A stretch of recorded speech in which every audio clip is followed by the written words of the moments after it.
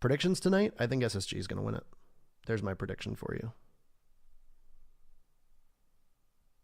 I can say it out loud. If SSG does not win it tonight, oh, you're okay, Rise. I didn't know that. If SSG doesn't win it, I will chug an entire bottle of milk on stream in one sitting. This is such a stupid fucking idea.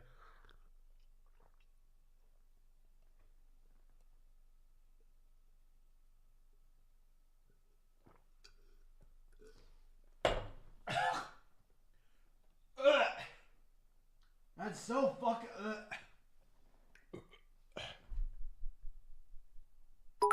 Oh, that is not good.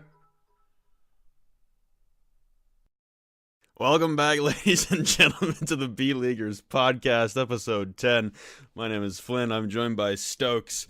And last night we witnessed probably the best online qualifier final because of the bet Parker made. The Milk Bowl 2019 is what I'm calling that for the rest of our lives. Stokes, would you chug a bottle of milk over the outcome of a game?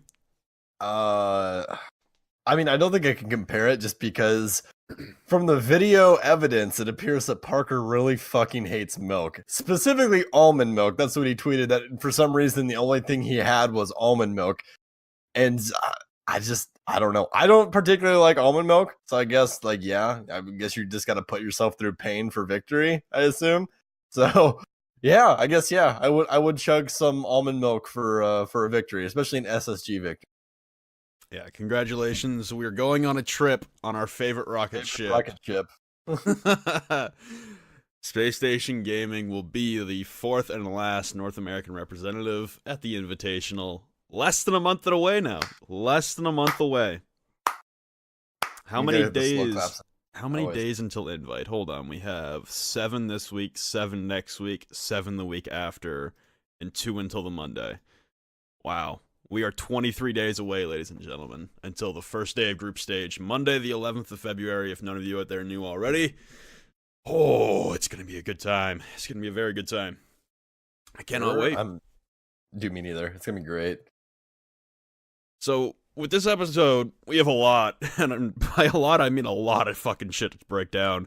A lot has happened since our last episode with Gotcha on the Tuesday night, or if you heard it on Wednesday. We have 2 quite interesting EU play days. We have Latin American Invitational qualifiers to break down. We have North American Invitational qualifiers to break down. We have North American Challenger League qualifiers to break down.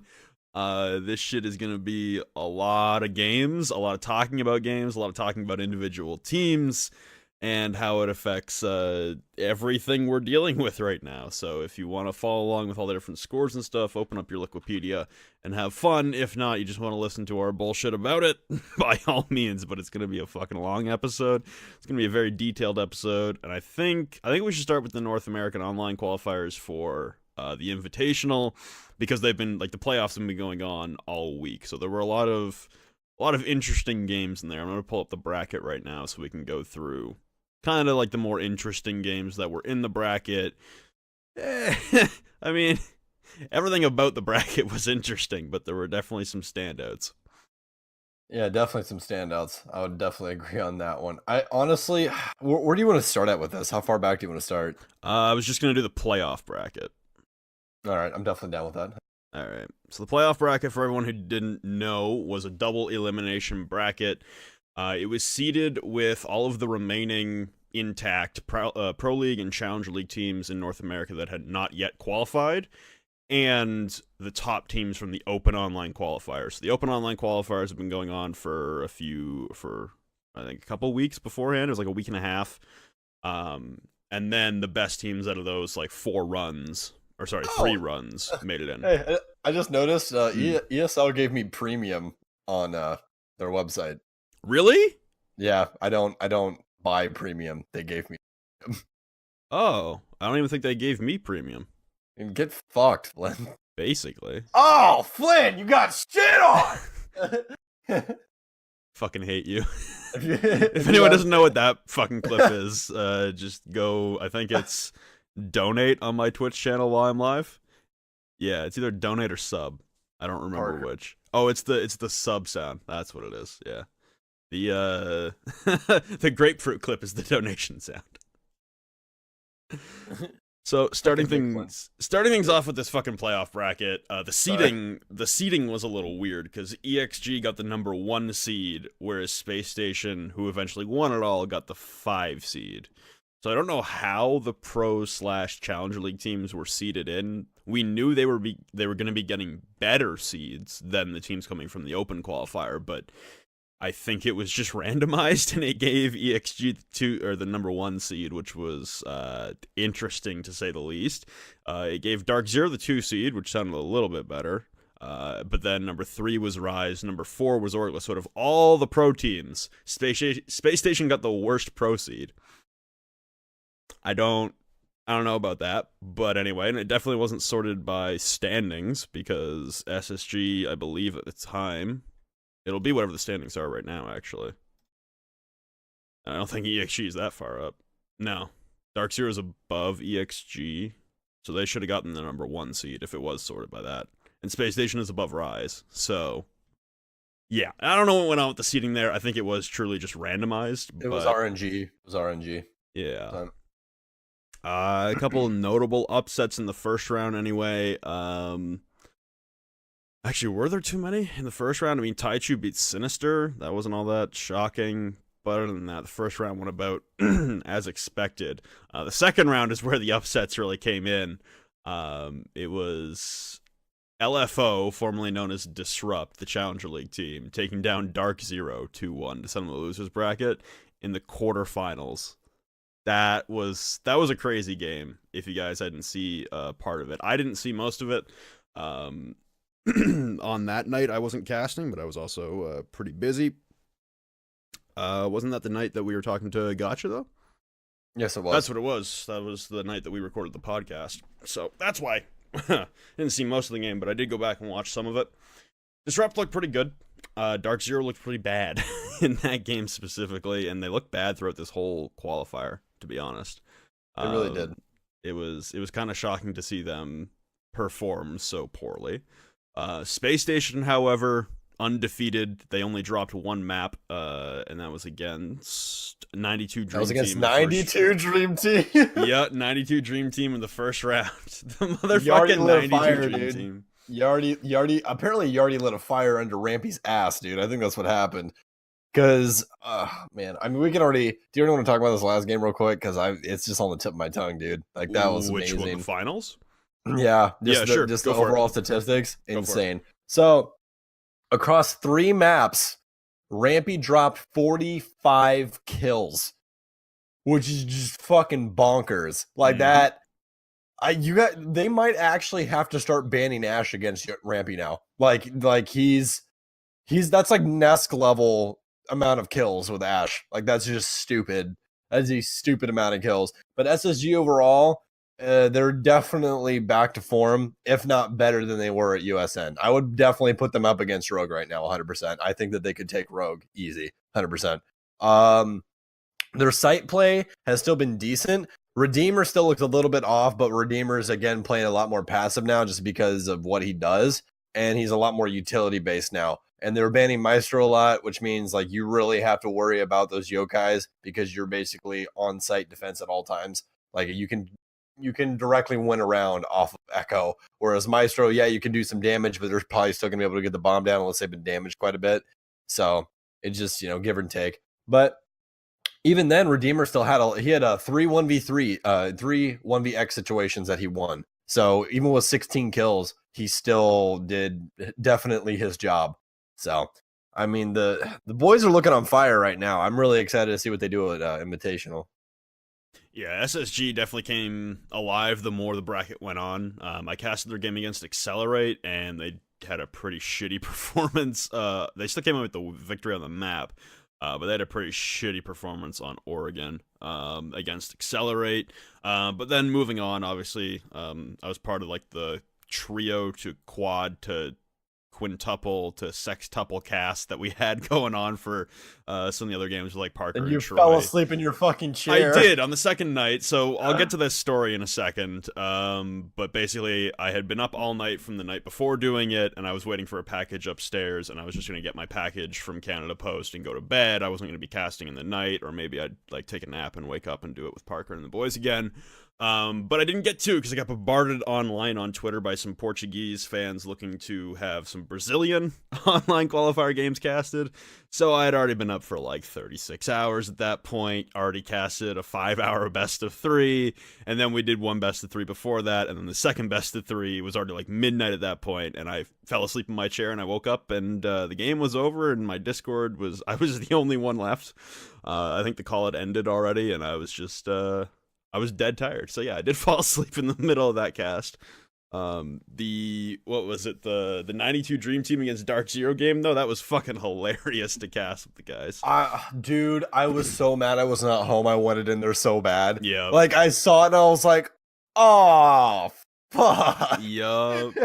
Oh, it was such a good night. Such a fucking hilarious cast too. Yeah, dude, the second night was a lot of fun. I wish that you would have stuck around, actually, because there's like, we got Gabe in there, dude. Yeah. And Gabe was explaining how to wear Yeezys properly. It's fucking hilarious. Oh, man. Yeah, I woke up to a DM from Gabe, and he was like, "Tell Parker I'm here." I was like, "It's 3 a.m." Nah, dude, I'm not. I'm asleep. I was so confused. I didn't even realize Gabe got in there until I went back and watched some of the VOD. Mm-hmm. Mm-hmm. Yeah, you guys definitely need to go back and watch both of those, just because having pro players in there and actually being able to not just cast it, but actually break down games will definitely give you an insight into what's going on. And, you know, Flynn and I both get to flex a little bit of our knowledge, so you guys can go, oh, they actually know, what they're talking about. And, another thing I actually wanted to touch on, because I saw a lot of people talking about this. So the reason that in a regular cast, we can't get that deep with analytical stuff is the fact that we will go over the head of any casual person watching, and that will completely push them away from the game because it's way too complicated, and for someone that doesn't understand the game at least a slight competitive level. So for the higher end, that's really cool because you're like, oh, I never knew that. That's kind of cool. But for the lower end, they're like, I just play casual and I'm level 78. Like so like that's why you'll see casters ride that midway point where like low end people can grasp it, as well as the higher end are like, oh, maybe I didn't know that, or oh yeah, that's definitely something cool to touch on, stuff like that. Yeah, you'll notice in those casts, A, we were fucking around a lot, and B, there wasn't any play-by-play. Like, there wasn't any hype behind it. Like, imagine that style of casting for the Grand Finale Invitational. You'd be upset. You want hype, you want interest, you want energy, and you want some analysts. Flynn to yell interrogation at the top of his lungs.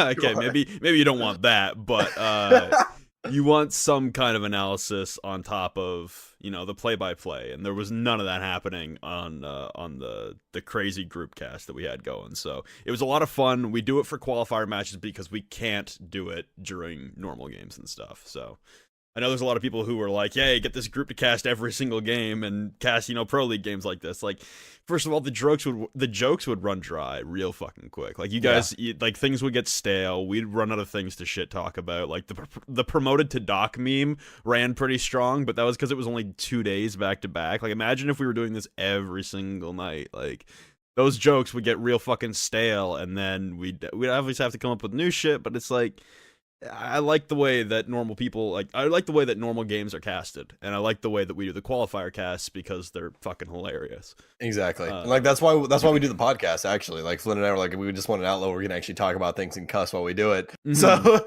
yeah, basically. Like, that's our regular fucking language. So yeah, we're a bunch of fucking shitheads. So. Actually, you had already fallen asleep, dude. But after Gabe explained to me that you didn't tie Yeezys when you were regularly walking, I was asking him if in a situation like, how did he dictate if he was going to rotate and try and get a flank off, or if he was going to rotate back to site, depending. And he said more or less it was off of like team cons, so on and so on. And he was like, otherwise, yeah, I'll probably rotate down and try and get a pick. And I was like, when you rotate down, do you tie your Yeezys? And he just goes, shut the fuck up.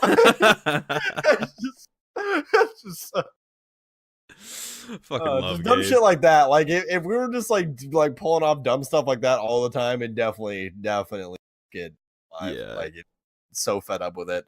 So ran down.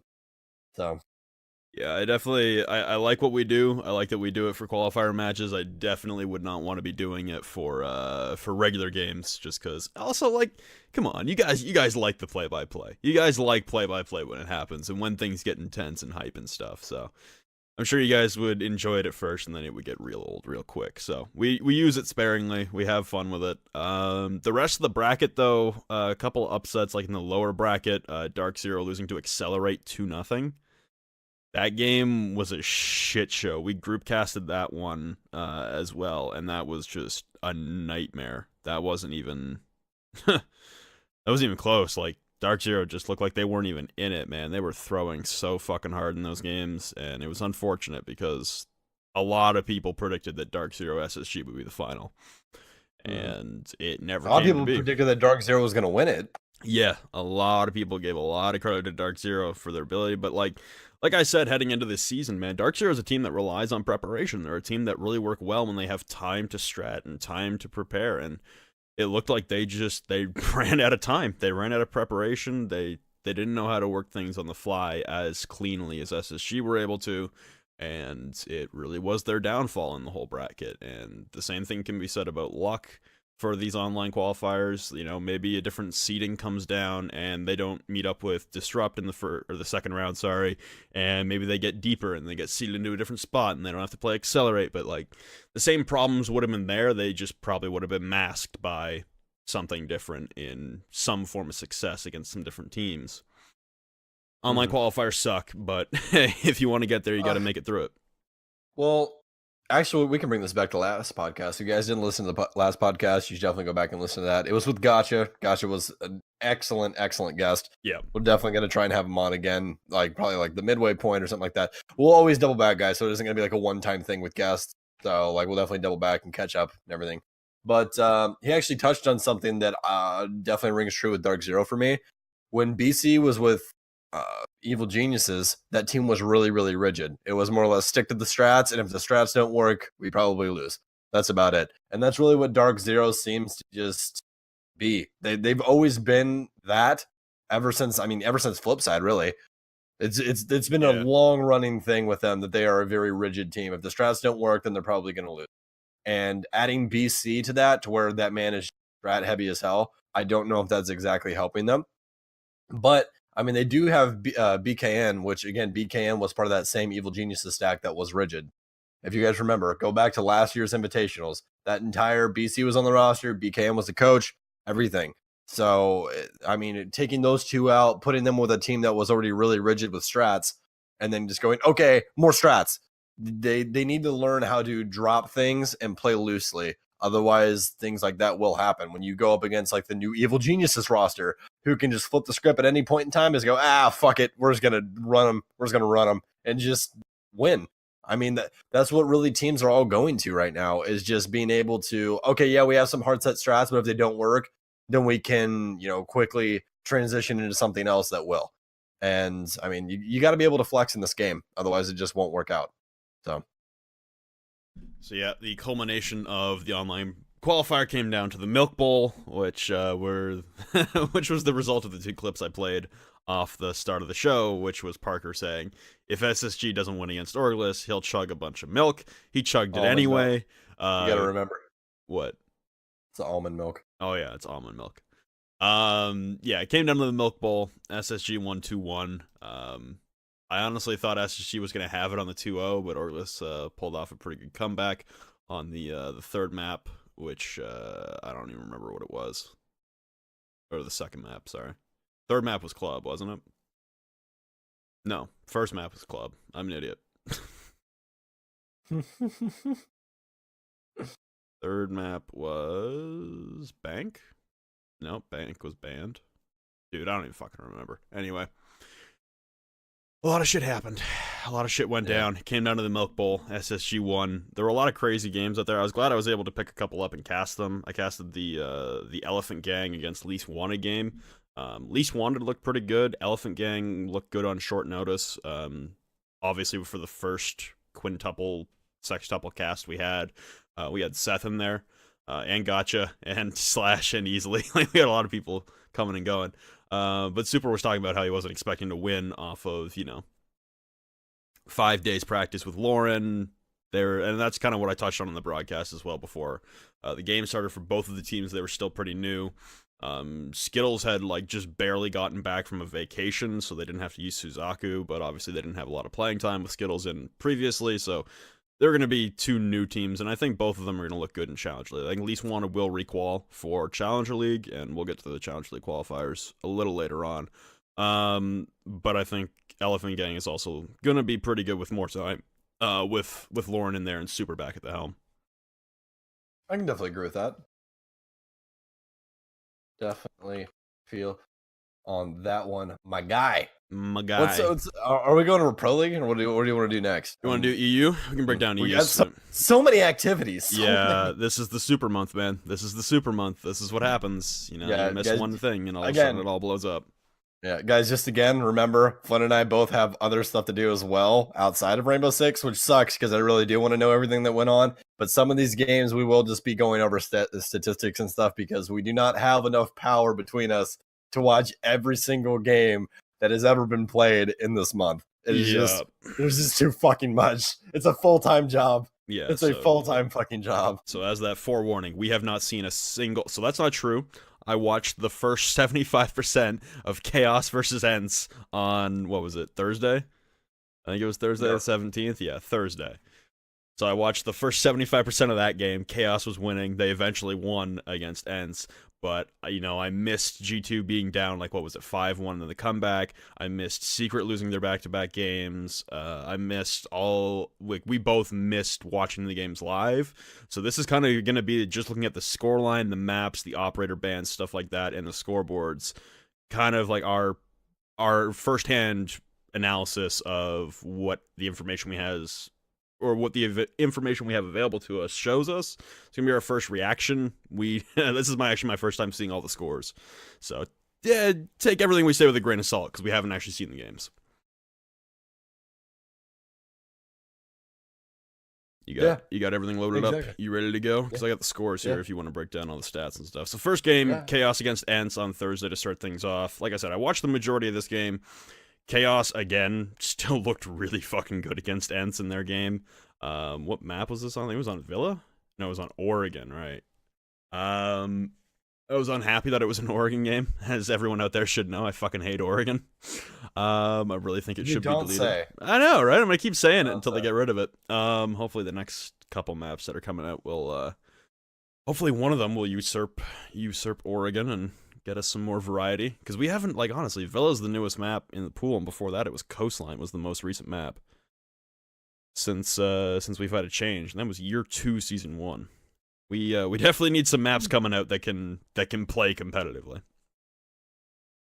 But the Chaos game, 7-2 over Ents. Next up was Empire, 7-3 victory over Secret. That's a bit of a shocker. The Penta G2 tie. So Penta, the last time we talked about EU, Penta was playing quite poorly. They've clearly picked up their shit after tying G2, almost destroying them on off the face of the earth, and then also beating Chaos the next day. So Penta's looking a lot better than where they were. They're still near the bottom of the table right now as far as standings, but it's early. I think if they can pick things up, it'll get a lot better for them. And just looking at the standings now, everything is so much closer. Looking at the recent results for everything, I mean, this is kind of what we expected out of EU as well, where you never really know going into a game who's going to win. You can guess, but you're not sure because EU is so strong right now all the way through.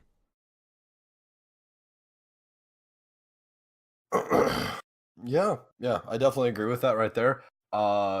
Yes, okay, cool. I actually just ordered my mic stuff, so okay, got that. Yeah, sorry about that. Good job. Yeah, I just wanted that because we started the podcast and I was like, oh wait, I just got my stuff from USN, so I can order that. So now I'm very happy. So guys, no more $40 mic for the podcast. Now we're gonna have $800 wrapped up in this. See, I'm doing the same thing soon, so don't you worry. It's gonna be fun. Yeah, it's definitely gonna be fun. Sure, SM7B, dude. Yep, that's what I'm grabbing. With the Go XLR. Yep. Are we doing the same mic setup? Yeah, same mic setup. Yeah, I actually need to. While we're still off topic a little bit, address on my other order because I didn't check it and it was on to my old address. So I don't want that to show up there and somebody gets a $420 fucking mixer. That'd be great. That'd be nice. Just a nice little gift for him. Yeah. I think it sucks is like on Amazon, the Go XLR, like it says it only ships to the States, but it like they will ship it to Canada, but you have to pay like import taxes on it. So it's like an extra $80 or something to get it sent to Canada. Even though they're a Canadian company, gotta love it. Anyway, back to the games. So those are the first two Break games. that down. Let me change this address real quick, and then I'm good to go. All right. I'll basically just kind of break down the games and then what it means for the standings. The most unsurprising, I guess, culprit of both of these playdays was Mocket. Still sucking a lot of dick. They're 0-4 right now. They have a negative 17 round differential. And they're still, like I said, winless. They lose to Lestream 7-4, and they lose to Empire 7-5. You got to feel for Mocket at this point, especially looking this absolutely god-awful heading into Invite. Like, they have an invitational spot for being the number 2 seed out of Season 8. That's pretty unfortunate that they look this terrible heading in. If I were going to make early predictions, I'll obviously wait to do invitational predictions until we have all the teams and everything. And we're done all 7 play days of Pro League in each region before we start doing some breakdowns on some predictions and stuff. But Mocket right now, for me, would probably be near the dead bottom. I don't think they're making it out of groups. And then, yeah, obviously the G2 Penta game was insane. Penta, I think, was up like 5-1 at some point. And then, yeah, they were up 5-1 heading into the half. And then G2 did the same thing on reverse. So they ended up tying 6-6. That was also on Oregon. Oregon's it's a fun map. And then, yeah, the Lestream game 7-4. I really like the pickups, or sorry, the alterations so far. Lestream taking down Mocket. That's kind of your free win right now, but also taking down Secret the next day. 7-2 on Coast. That's a much more dominated performance there for Lestream. Starting off the day, G2 loses to Ents. So we're definitely going to be talking about G2 here. They lose to Ents 7-3 on Consulate. 6-1 on the defensive half to start for Ents. How does that make sense? What? It was they 6-0. Wow. Yeah. They 6-0 to start and then got the attacking round. Correct. G2 brought 3 back. Wow. Yep. I watched that game. It was nuts. Holy Shate was fuck. literally murdering everyone. Like, he was just wide peeking with Echo and just shooting people. It's crazy. Crazy shit. The next game was Penta against Chaos. Penta came away with 7-5 wins, so a much deeper game on Coastline. Empire took down Mocket 7-5, like I said, and Lestream took down Secret 7-2, like I said. The results here, they basically what they do is they make the standings a shit show. Anyone right now can really be striking for second. Empire, currently undefeated in Pro League. They're nuts. They are 4-0, round differential of plus 12. 12 out of a possible 12 points. Chaos, not far behind at 3-0-1. So they have a loss to their record now, but it's Chaos and Empire, the two teams that I don't think a lot of people saw this much dominance out of, currently controlling the standings. You've also got Ents at 2-0-2, sitting in 4th. Lestream turned things around after going 1-0-1 on their first 2 play days. The second 2 play days, they pick up consecutive dubs, which get them a 3rd place finish. Then you have G2 with a negative round differential at -2 currently, 4 points, 1 win, 1 draw, 2 losses, and the same for Penta. The only differentiator being that they have tied, so the round differential between them keeps them tied. And then it goes to the overall round differential, which gives G2 a slight edge by 4 rounds. They're both negative, -2 and -6 respectively. But then you've got kind of the worrisome factor in Team Secret and Mocket at 7-8. 1-0-3 record for Secret, 0-0-4 record for Mocket, -9, -17 round differential respectively. So there's a couple things to pick apart here with how things have broken down. I think the most obvious one that everyone has been asking on Reddit, everyone has been asking us specifically, everyone has been asking everyone, are G2 saving strats? What do you think, Stokes? Do you think they're saving strats, or do you think the rest of the region has caught up to them? Has the rest of the world caught up to them?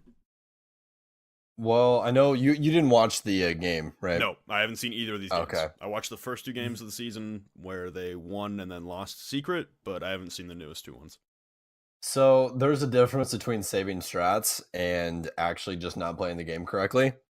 And G2 wasn't playing the game correctly at all. Like there wasn't any premeditated droning, nothing. Like there was times where they would get like 3 men down and not a single person was on a drone the entire time. Like they would just like face check things and die. And that's not how G2 operates. G2 operates very clean cut. The team works as a unit and moves through a map. And on Consulate, that is one of the easiest maps to do it. I mean, I think actually, was it Kix? I believe that it was Kix and Parker casting it. And Kix said, said exact words. He goes, Console is extremely linear. And he was like, you don't know how to take Console? Well, let me tell you, Sonny. That's literally what he said. He goes, well, let me tell you, Sonny. What you're going to do is you're going to put some drones up at admin. You're going to rappel. And you're going to clear the top floor to the bottom floor. It's crazy. That's literally what he said. I was like, yeah, that's really Jesus. it. And they never did it. They never did it. Like the rounds they won were just, they got like, I think they actually had a 1vx situation. I think Pengu won one, or it was either him or it was it was him or Fabian. But it would literally come down to Pengu and Fabian in like a 2v4 every single time. It was really, really wild. Kanto was getting absolutely obliterated. Like he'd just peek things and die. Because like he just didn't have any information. And like the one thing is Kanto's really good about winning gunfights off of no information. Like I don't know how he has a knack for that, but he does. But he just was not on his side during that match, and he just kept getting punished over and over again because he were not helping him with drones. So usually, like for instance, like with Nesk usually has about 1 to 2 drones in front of him. If you guys watch, now Nesk is really, really good off of playing off information. That's what made Nesk such a crazy fragger. But Kanto's known for just being able to really do his own thing and still find those same results. Just this time around, not able to. Yeah, so I'm in a different boat here. I am actually convinced that they are saving strats for Invite. And I know that sounds really dumb. I know there's a lot of people out there who want to believe that G2 are mortal. And they are mortal, don't get me wrong. They will lose games along the way. They are still human. They will still make mistakes. However, judging by A, the competition that they've played, and B, the maps that they've played is the real indicator to me that they're banning intentionally to get maps that they don't want to play at Invite overall, or they're hiding something specific that they want to crack open later on some of these dumber maps. So the maps that they've played so far, they've played twice on Oregon, which is a crapshoot map, and they know it. Everyone on that team knows that Oregon is a crapshoot. Then they've played on Villa, another map that is not their highlight. They got 6-0'd on it in the Paris Major group stage, and then turned it around and dumpstered someone else on it later on. The only like real mainstay map that they have that they've played on recently is against ENCE on Consulate. Consulate has a long-running history with G2 as well, in that they were so fucking good on it that everyone banned it against them. And nobody took G2 to Consulate, and they didn't play it for almost a year. Then people started playing it against them, and they started doing pretty poorly. They would still come out with wins. Even, in best of 3, sometimes they would lose the Consulate game and then win the others. But it became a map that it wasn't really their primary anymore. So through 4 weeks, G2 has not played something like Bank, Clubhouse, Coastline. Coastline's a huge one for them, and they haven't touched it. Not sure if that's opponents banning it or them intentionally banning it. But I have a hard time believing that these maps are random. I have a hard time believing that there's no strategy behind G2 losing so much and playing the way they are, because the way they played against Secret as well and Mock It kind of reminds me of what you're describing here against Penta and ENCE. In that, yeah, they weren't exactly stratting, they weren't playing fundamentally sound as far as competitive-wise goes, and to me, I'm done underestimating G2. I'm done. I'm never going to underestimate them, and I will risk overestimating them heading into Invite because absolutely, you can't undermark them. They've done Yep. so much, and until they go to like Invite and they get knocked out in like group stage, I will not believe that they are on a back foot at all. No. So I will say they're saving strats. I will say I believe that, honestly, with the maps that have been played. It's an interesting correlation between the 3 maps that have been played through 4 games. None of them are their strong suit. And the teams that they've played, Mocket, dumpster fire currently. Ents, mediocre on the upswing. Secret, also turning into a bit of a dumpster fire right now. And Penta, who are a dumpster fire to start the season.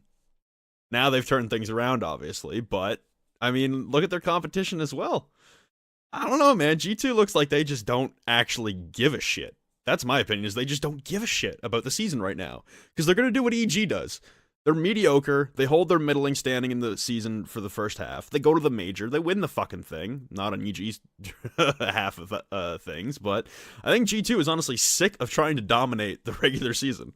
I think they're fine with a number 2 seed or number 1 seed by squeaking it out in the end. They don't care as long as it gets them to land and they get to beat the shit out of everybody. That's what they really care about. I actually think they're just look at exhausted. it this way. Do you actually think the only team that has 2 people that have went on record of saying, I hate fucking losing, do you honestly think that they are not throwing in order to just have everyone underrate them going in? And I can tell you the one team that is not going to underrate them going in, it's going to be Evil Geniuses.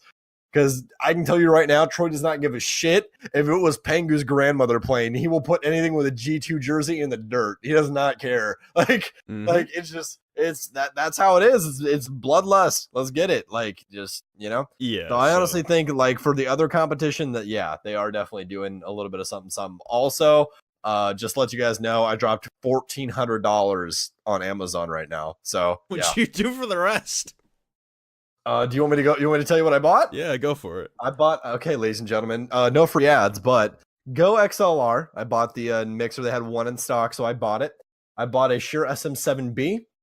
This is, by the way, this is all for the stream setup, guys. So when you guys ever go watch my streams, when you guys see all this stuff, you're gonna, So I got an Elgato green screen, the collapsible one. I got the Elgato key light.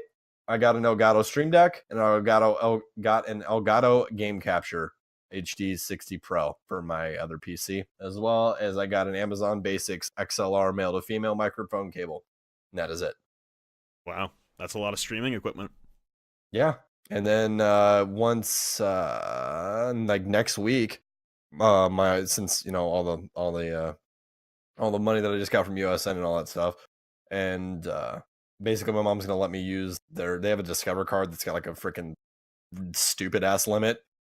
So she's literally just gonna let me use that because I have money saved.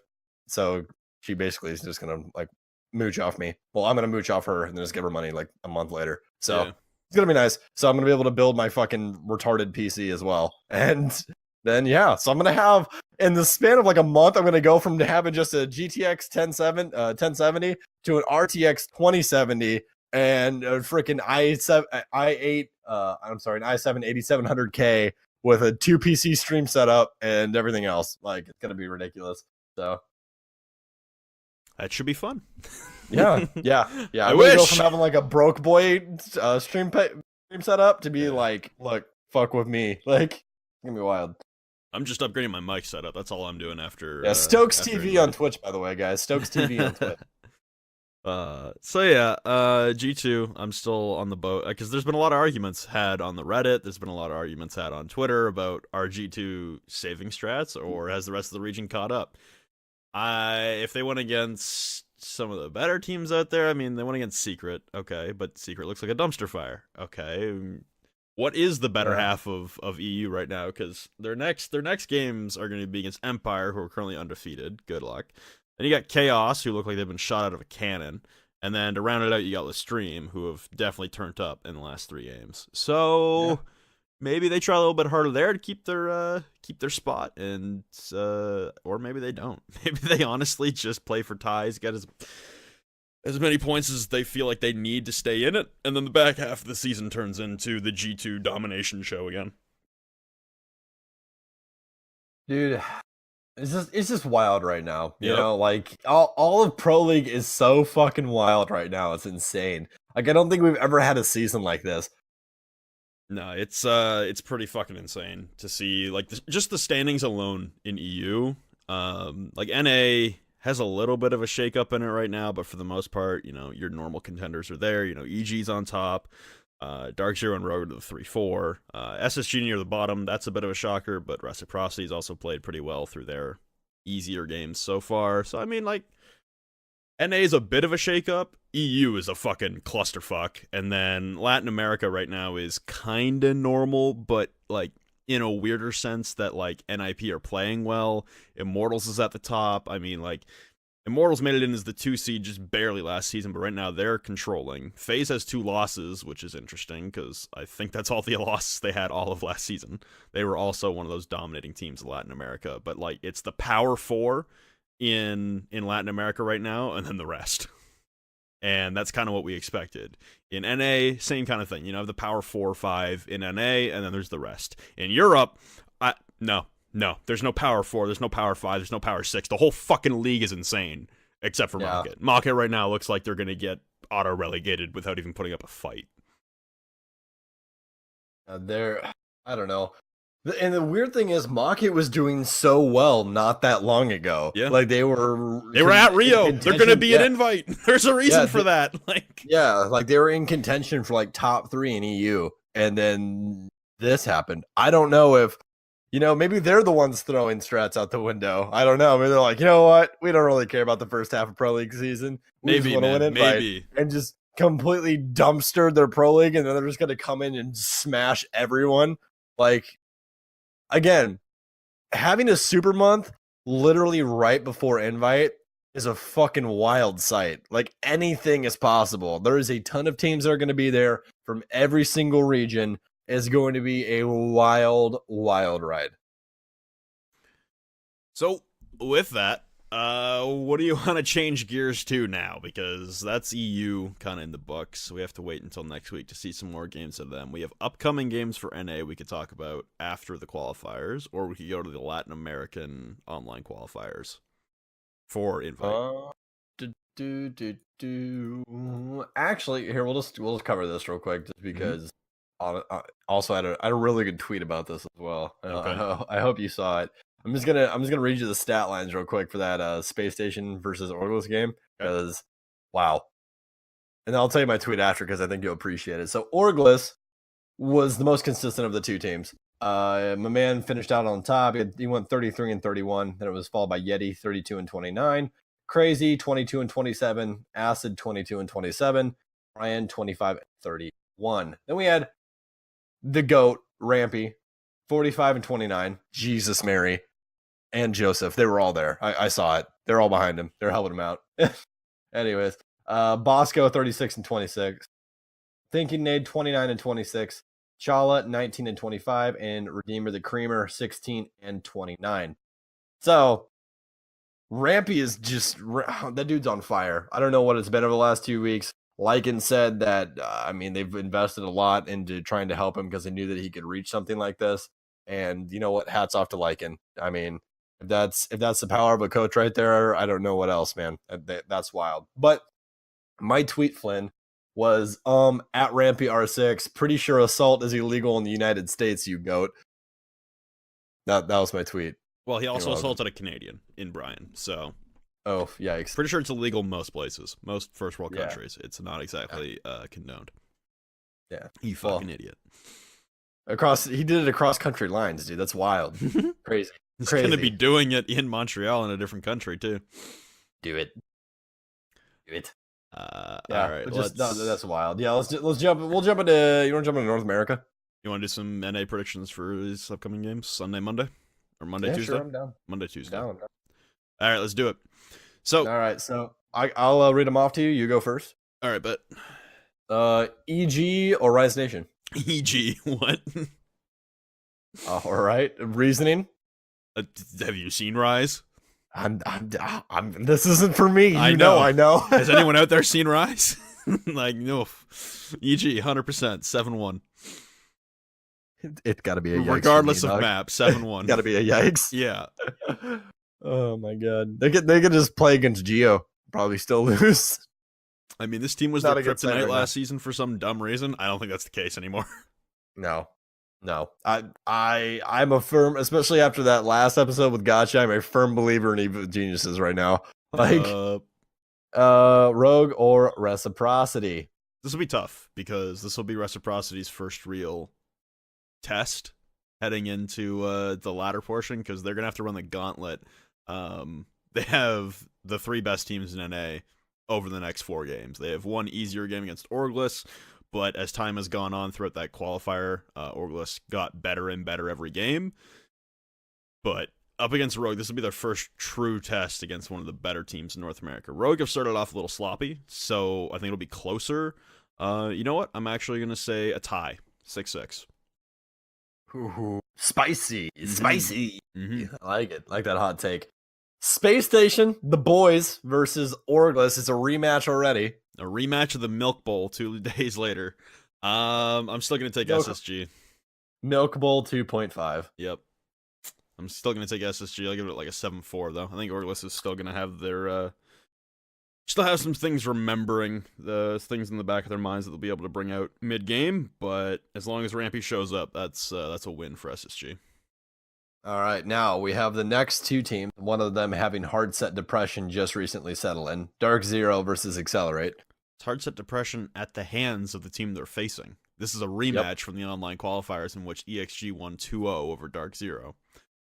It's in Siege, it's a natural course of things that when you play a rematch against 2 closer match teams, that usually the team that lost will win the rematch. I'm going to give it to Dark Zero 7-3, regardless of map. All right, that's going to be it for Monday, so I'll just do mine real quick. Evil Geniuses over Rise Nation, same reason. Have you seen Rise Nation? Question mark. Mm-hmm. Rogue Reciprocity. I'm actually going to give it to Reciprocity just because I don't think Rogue can handle their fluid style of play. Rogue is a little bit too rigid right now. I think Reciprocity is going to capitalize on that. I definitely know that they're smart enough to, especially with Lax. Now he likes to break things down. Space Station Gaming versus Orglis. That one's really map dependent. I'm going to give it to Space Station, though, just because Rampy's not taking L's right now. He doesn't give a shit if he has to put the whole team in his backpack. They'll buy him a bigger backpack, bigger spaceship, 100%. DZ over Accelerate, 100%. I think that Dark Zero is going to figure them out since the last thing. Definitely reviewed their VOD. They're going to have a better game plan. I think right now Accelerate's doing so well just because of the Thomas switch up, and I think that they've just more or less figured out their own game plan, and other people really haven't figured them out yet. But there's definitely enough VOD on them now to where people are going to be able to find that out. And, you know, if you have 2 head coaches, you better know what they're going to be doing. So that's all I got to say about that one. All right. So Tuesday, January 22nd, Team Reciprocity versus Orglis.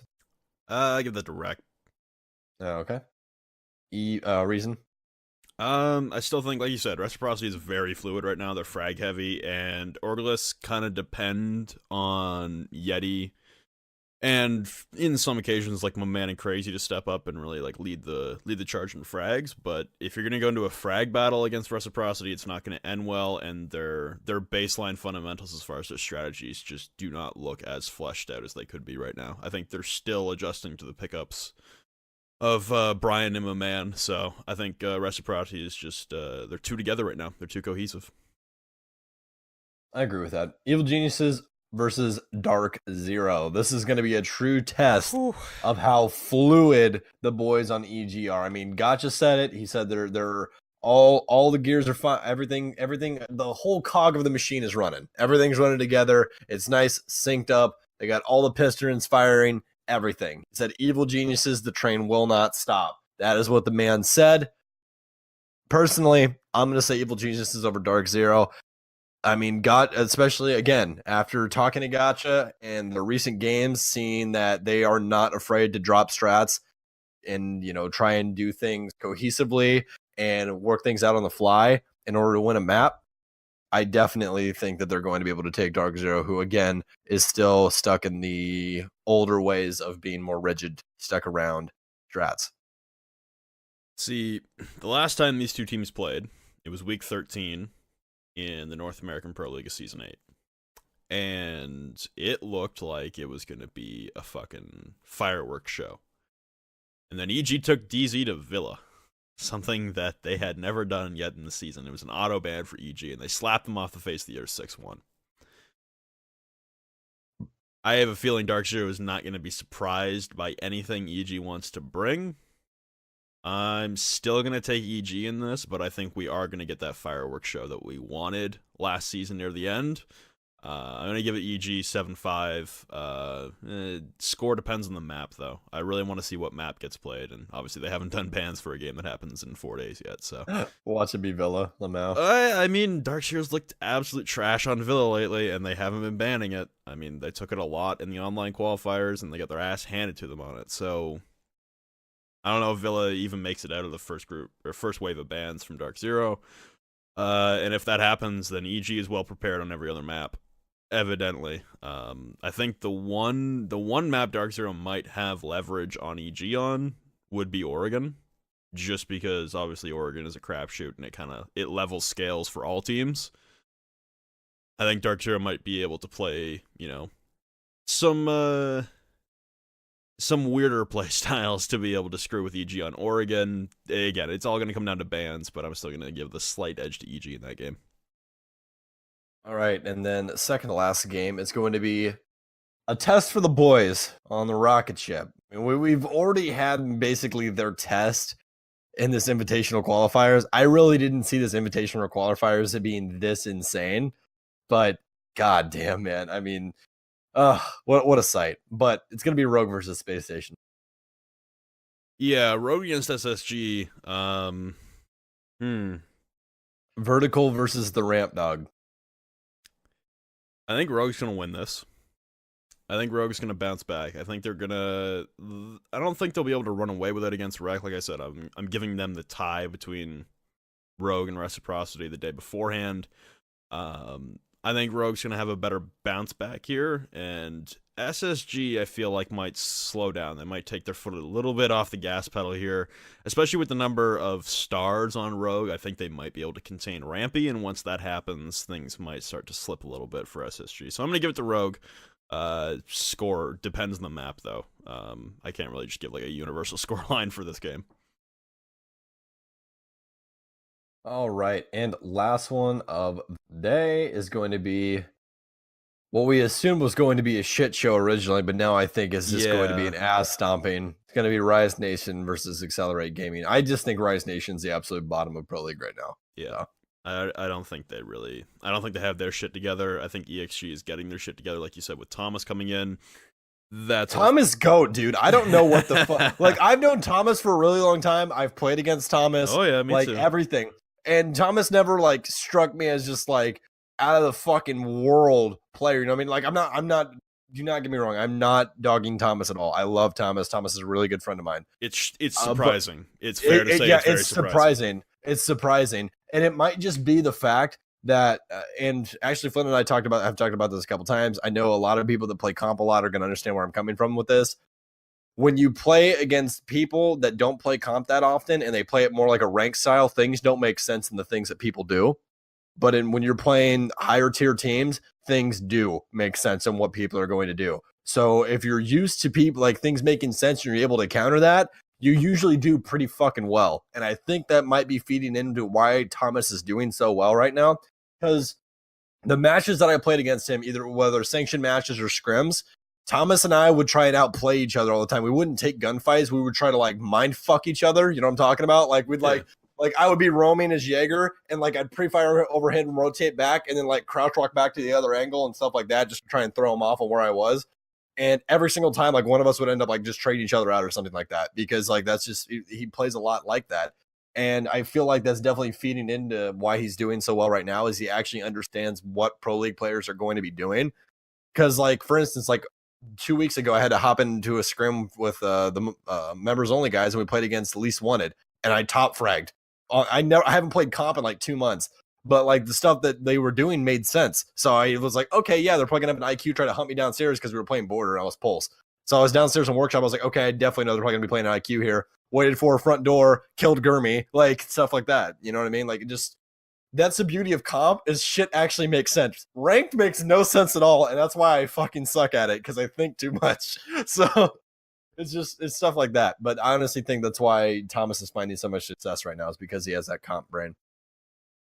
Yeah, I think this EXG Rise game is going to be, it's not going to be great. Regardless of map, I think Rise, like you said, we can, I said off the first couple of games of the season that maybe we're slotting EXG into that bottom slot. Rise was right there with them, and I didn't really clock that, so that's my bad, because EXG, also I didn't predict them obviously making a roster change, but the way things are going now, Rise look particularly awful.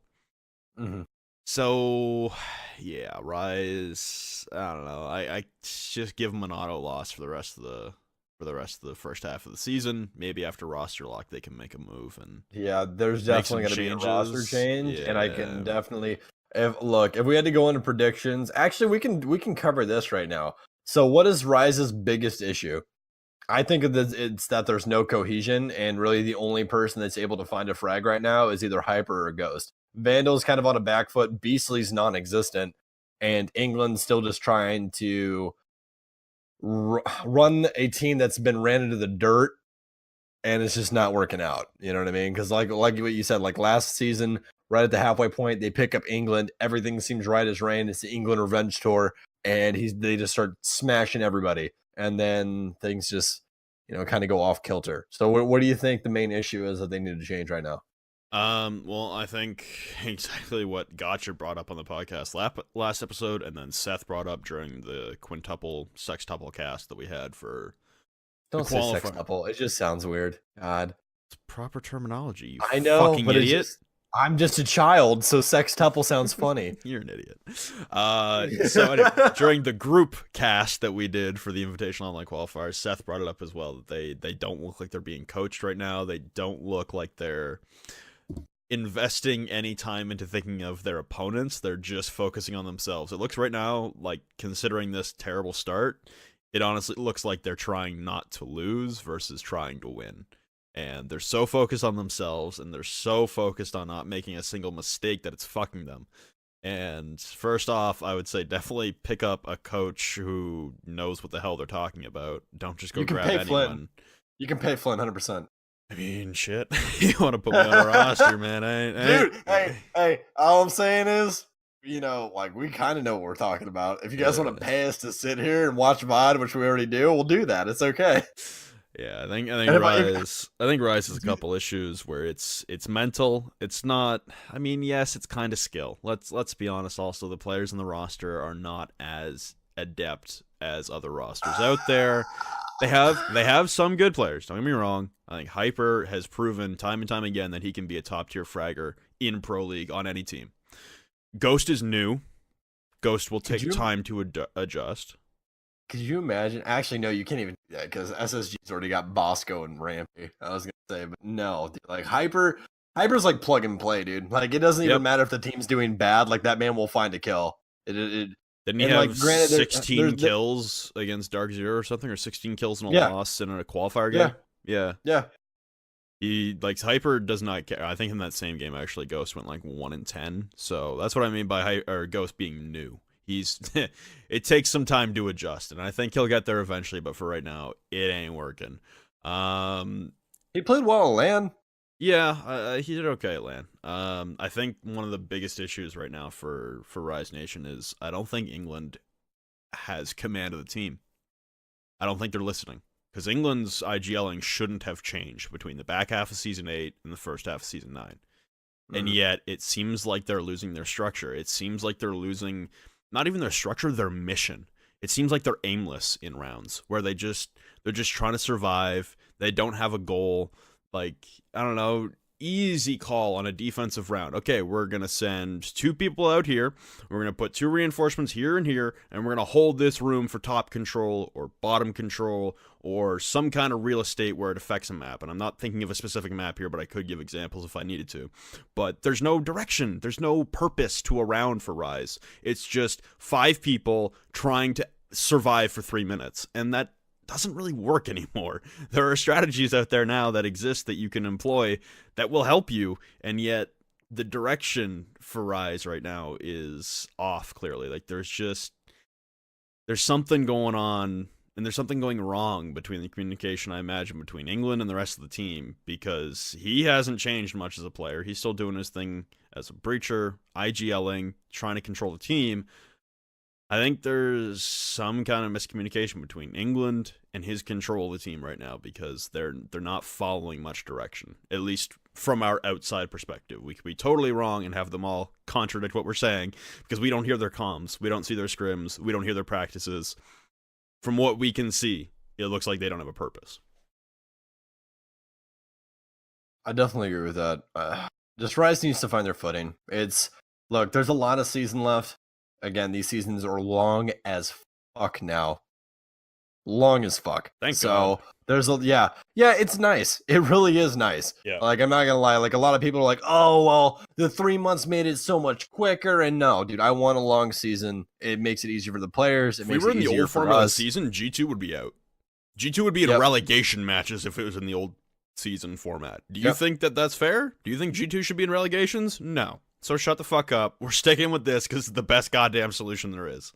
I love you, Flynn. And even this solution isn't perfect because it's still best of ones. I think the extra round helps. Is still best of ones still piss me off. I'd much rather best of threes with the old 5-5 split. But hey, this is what we got. Yeah. Shut the fuck up. We're good. You guys just flew in casters to the fucking to the booth to fucking cast invite quals. Why the fuck can't you fly in casters to cast more Pro League games? Just fucking do it. Just do it. ESL, come on. There's budgetary requirements there that way outweigh sending in 2 guys for a week versus housing 2 or 4 more people in another studio and another broadcast. Shut the fuck up. Like, there's way more on top of that. Let the man dream, okay? God damn it. Let the man dream. Hey, it gives me a permanent job if they do decide to do it. So I'm not complaining. I'm just saying. How do you know it's you, huh?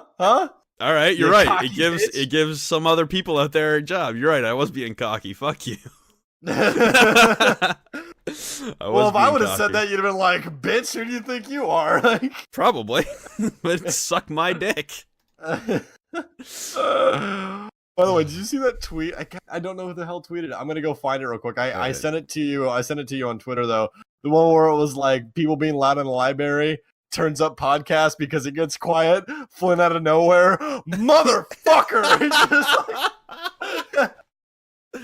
Yeah, that's me. Was their fucking eardrums, dude? Oh my god, I laughed so fucking hard. And the funniest thing is, I'm driving home.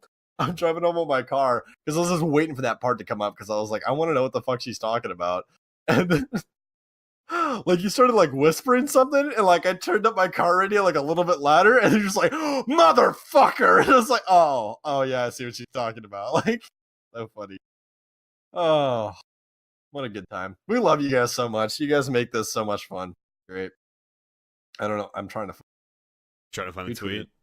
Yeah, because I want to give her some credit. Like, all right.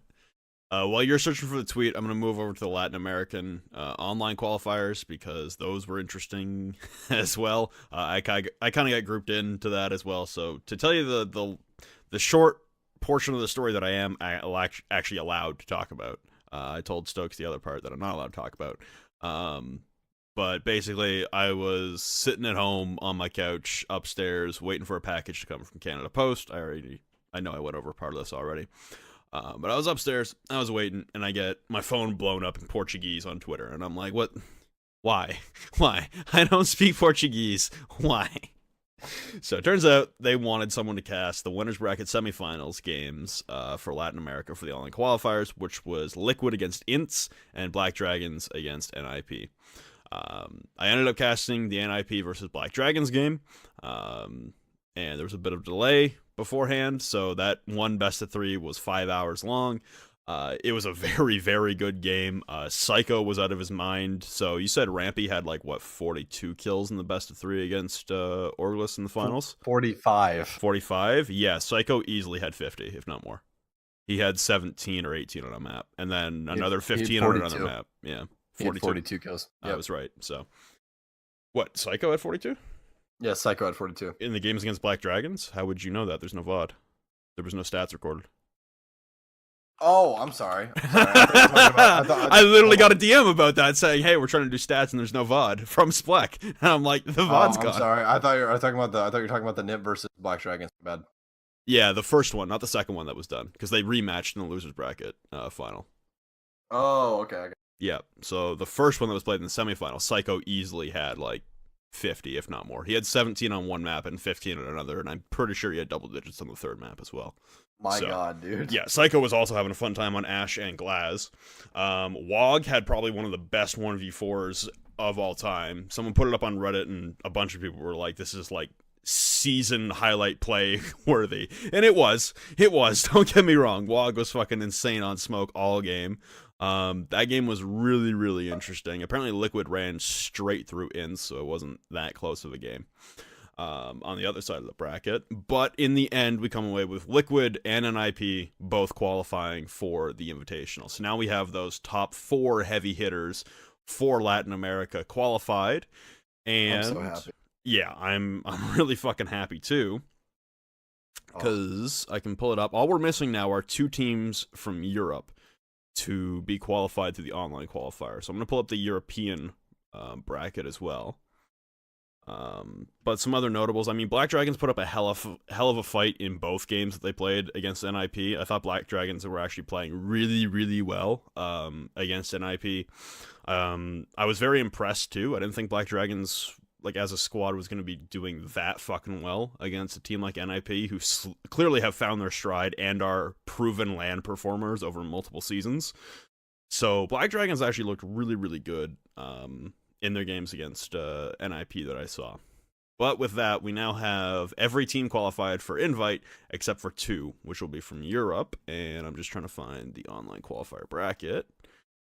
Here it is. Who are the possibilities? Well, it's either going to be Empire, Lestream, Vitality. That's it. Either Empire, Lestream, or Vitality, and there's 2 spots for Europe. So 2 of those 3 Empire. Teams will make it. Empire and Lestream, 100%. Vitality isn't making it.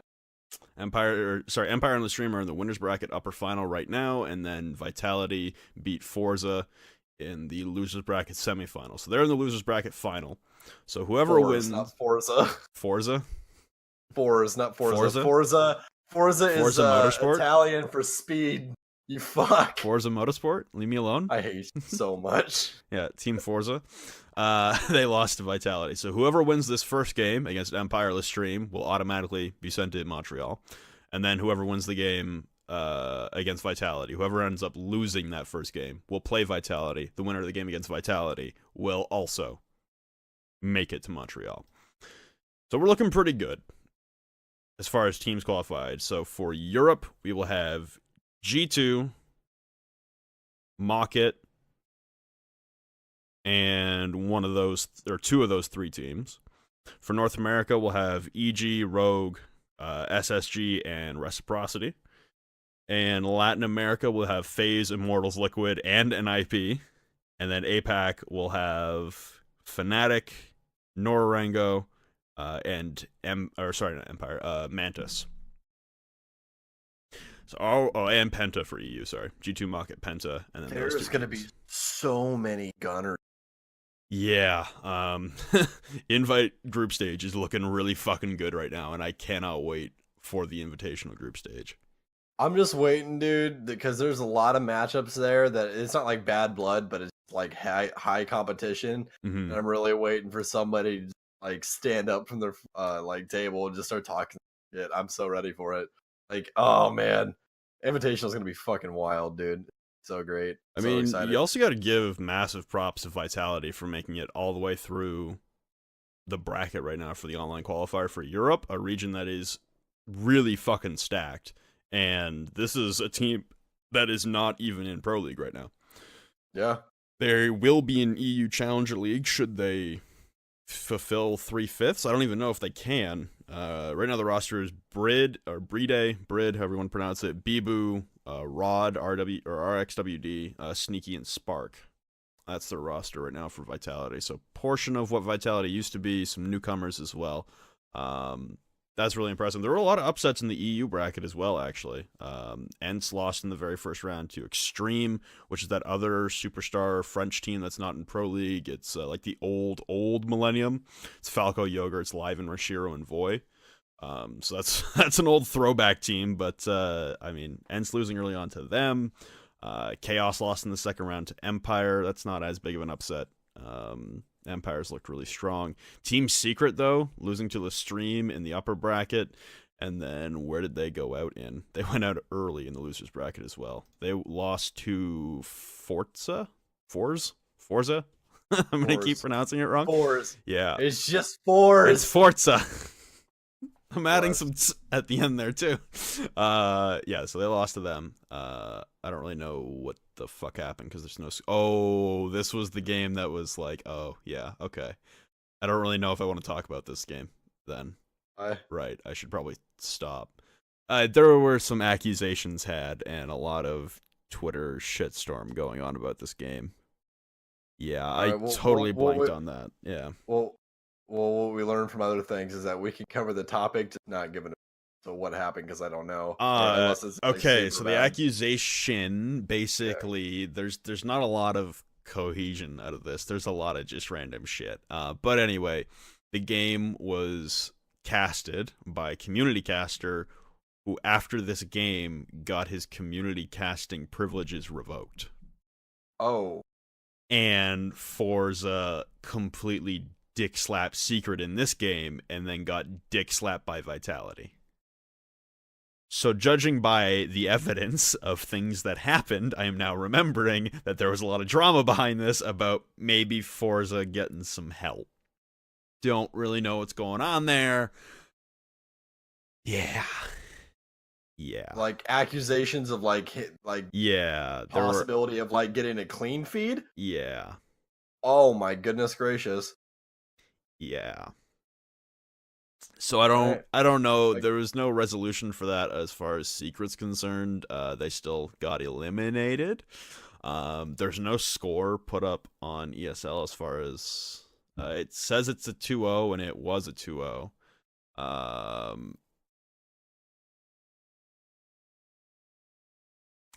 Interesting. BK as an open comment on the match page. So I'm not revealing anything. This is open information. You can just go and find it on your own on the internet.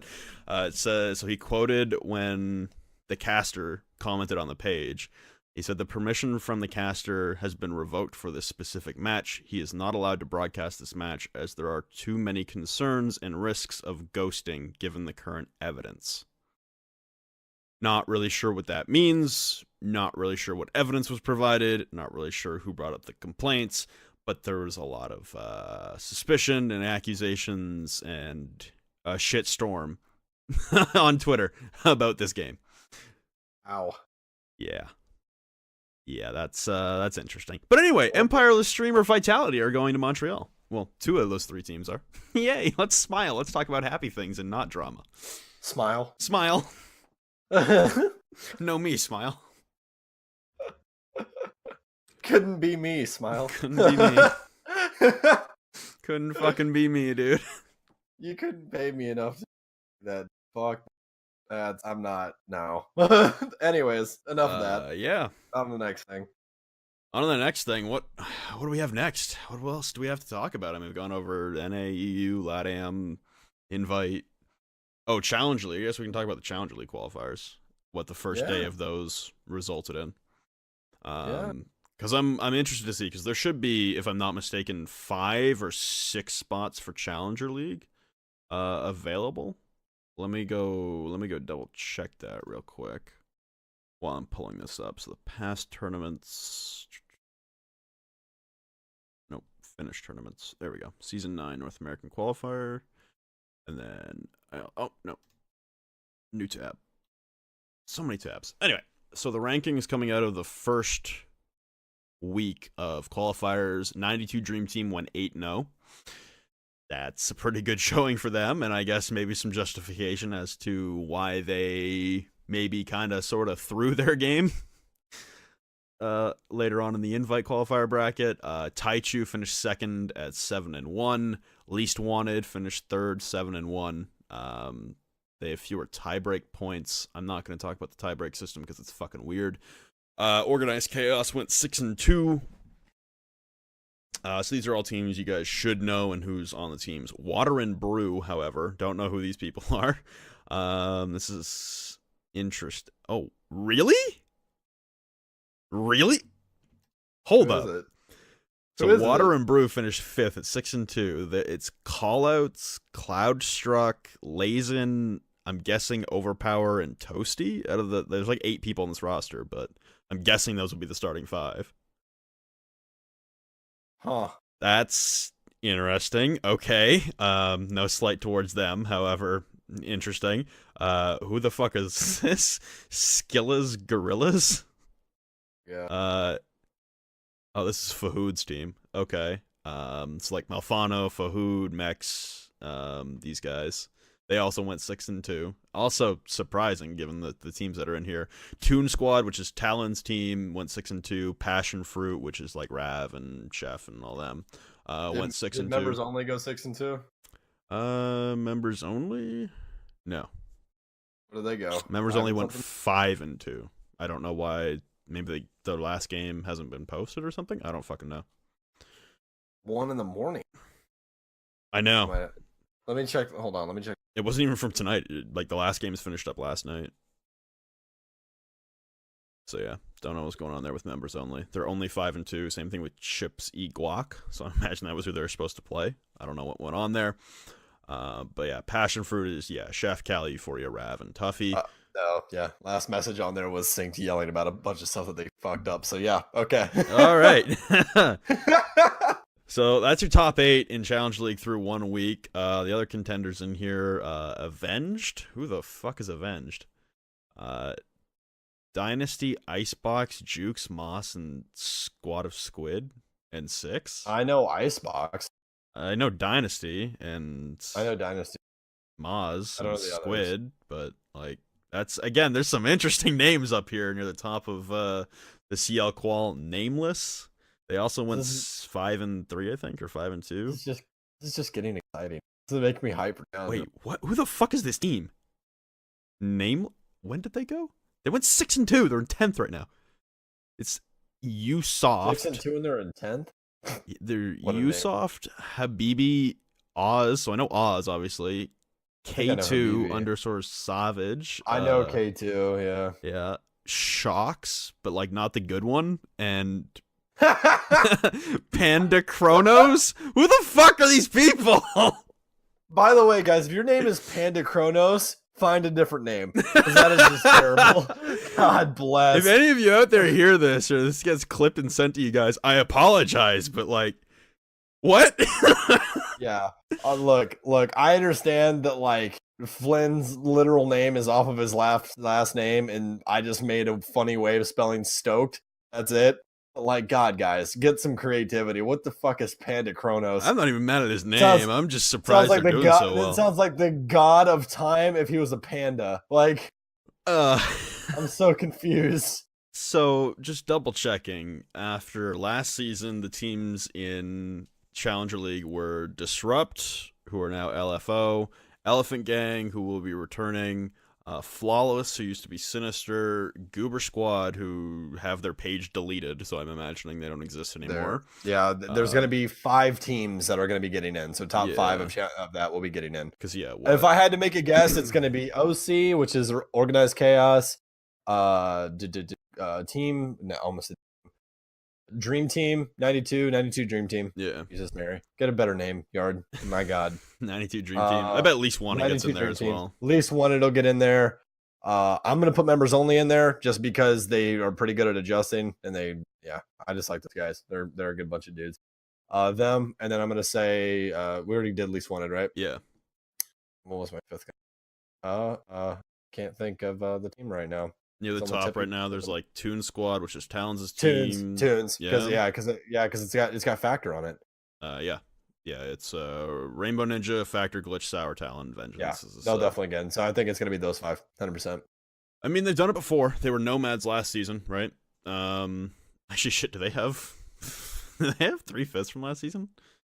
Vengeance wasn't on the squad, but I mean, they have Rainbow Ninja, Sour, and Glitch. Why aren't they? What? How did they lose their top 4? They got knocked out of top 4. Oh, right, they weren't top 4. Right. They fucking choked in the last week. I remember that now. I was so confused. I was like, why are they recalling? What the fuck? Didn't you cast that fucking game? I did. I casted that game where they choked. Yeah, the first one anyway. You casted the second one. Yeah. Yeah, the second one they choked harder than the first. Yeah. Okay, that makes more sense then. So yeah, there's 5 spots open because Obey's not here. And then Accelerator went to Pro League. Elephant Gang came back. Yeah. Okay, this all makes sense now. So yeah, there's 5 spots available in CL. Not bad. Not bad. I'm really surprised by some of these teams, honestly, and some of the names on these teams. I've dead-ass not heard of a few of these people. I'm hyped, dude. This Challenger League season's going to be fucking This Challenger nuts. League season's going to be insane. Just like every season of Challenger League is probably going to be equally as insane as the last one. Whew. I think we're just getting so to that hyped. point now where there's too much good talent out there for it to be wasted and not be in Challenger League. It's going to be a good one, dude. I'm extremely excited. Yeah, I hope we get to cast it again. That'd be nice. I haven't heard anything about casting CL yet, so I don't actually know what's going on. It's probably going to get like the day before. They're going to be like, you guys are doing that, right? I mean, they did that with me and you. They didn't even have us for the first week. They were like, oh, we need more people than this. Okay, hi, Flint Stokes. Hi, come here. I'm like, oh, okay, cool. Let's do it. Yeah. It was a good time, dude. Yep. Good time. So yeah, I imagine that'll be left to the last second again, but hopefully we get to cast it again. Yeah, dude, I'm definitely down. I think it'll be a lot easier because like last season, I really didn't know. I wasn't super deep into following Challenger League yet. You know what I mean? So like this season, I'm definitely hyped to fucking like follow it through and just know the storylines in and out. It's gonna be a good time. That's why like I was really happy that we started doing the podcast and stuff right when Pro League started. Now I know everything. You know everything. Granted, I fuck up names all the time, but this is me as a person. I'm a faceless person, and that it doesn't really work well when you're, a personality supposed to know stuff inside of your game or inside of your sport. Because I'm just like, oh, that team, I know all of their stats, but I can't think of their name. Kind of like when I forgot fucking Slashug's name on cast at USN. Like, because you're a fucking idiot. I hate you so much, dude. Like, it's so inconvenient. Oh, I also want to give a shout out to what's her name, Luna. So now she is the only female Pro League player. Luna on Avant Gaming in the ANZ, the Australian portion of Pro League in APAC. So shouts out to her for now representing the females out there. I'm sure Lauren will make her way back through Elephant Gang, especially if Rise continue to play as poorly they have been. And yeah. I don't know, I just wanted to give a shout out because I got to have that female representation out there. I'm really happy that we have another prominent, and she had a fucking heck of a game too. Oh, dude, that Zofia play that she had was nuts. Yeah. Was nuts. Fucking insane. Like, I literally quoted it, and I was like, girl fraggers over guy fraggers, 100%. 100%, dude. Honestly, get Luna and Lauren to go against, like, Rampy and pick another Ash main, Nate. I want to see that because there was a thread on Reddit today that was like, "Yo, give us what would be cool ideas for like show matches for the Invitational and other majors and like other Pro League seasonal finals." Do honestly get like female players versus male players. I want to see that. I still want to see casters versus coaches. I think that would be fucking hilarious. Yes. Get Flynn and I out there. Yeah, really. Yeah, dude. Maybe I'm biased because I dead ass just want to play in a show match, but like get casters versus but, like, coaches. Straight up. Like, I can tell you guys right now. Oh, we'd be going so hard. Yeah, me and Flynn. I can tell you right now, Flynn and I are duo roaming, and anytime one of us gets a double kill, we're definitely standing up and talking shit. Like, I'd be talking so much shit. Are you kidding me? The whole game I'd be shit talking. You couldn't hear my comms. Oh, Dizzle, you just got fucked. Oh my god. Oh yeah, I gotcha. Oh yeah, that's for all that elo you took from me and ranked, you little bitch. Get off my stage. This is my goddamn stage. Tell me you don't want to hear that? Come on. Dude, yeah. Come on. I don't think ESL wants to stop there. I'm just gonna be standing up. Like, dude, gonna be in like a full on like suit and tie. It's like, fuck you. Dude, I get so fucking hyped for that if we were in a fucking show match. I don't even think that they would allow us to sit next to each other, Flynn, because we would just be hyping each other up the whole time. If you guys, Oh, that'd be amazing. we're definitely gonna have to do a stream when you and I are actually sweating our asses off and ranked and just show them how hyped we get off of like stupid plays. I'd be losing my mind, man. I'd be Oh, losing my mind. You think Troy gets hyped? Nah, man. Troy's got nothing on me, dude. Yeah, I've played a healthy amount of comp in my days. You should hear some of the clips I have. Guys, I'll put it to you this way: this is probably like a month ago. We were playing Coastline and ranked, and we're both roaming downstairs in kitchen because I played Pulse, and Flynn is down there as Valkyrie, and these two kids try to push us from Sunbar, and I was on Cool Vibe, so I pulsed them through, and I was like, "Hey, we got two people pushing us Sunrise," and he goes, "Okay." He kills the first guy, and he goes, "Get fucked on," and the second guy like tries to like crouch spam him, and right when his head pops up, Flynn just erases this kid's entire existence, and Flynn literally all you hear is this. He goes, "I'm the best in the game. I'm the best in the fucking game. I am the best in the fucking game." Like, you just hear. It's just like, that's it, dude. It was so great. Like, yeah. So I want a show. What are some other show matches ideas we can come up with? And we'll get into the Q&A thing that you sent earlier, because I think we're done with all the like topics. Yeah. What other show match ideas could we get? Dude, there's a ton. Yeah, there's a ton. We could do dude, honestly, we could just have staff versus staff versus content creators. That'd be wild. Like Anthony Pitt, Macy J. Dude, look, I'm gonna put this on public record. I've never lost to Macy J ever. I have.